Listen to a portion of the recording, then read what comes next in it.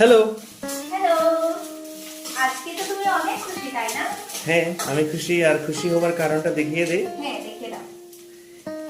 টানটানান।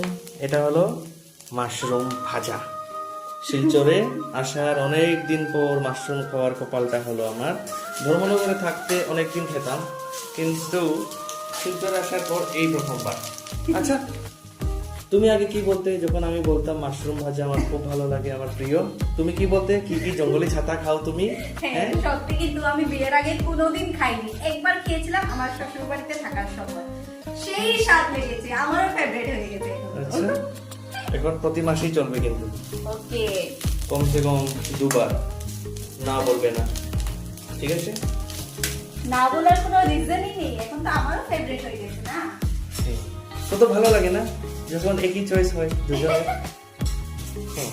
এই জন্যই আমার খুশি, সংসারে খুশি থাকি, কারণ আমাদের চয়েস সেম সেম, এই জন্য ঝগড়া করি না। ঠিক আছে? ওকে, থ্যাংক ইউ।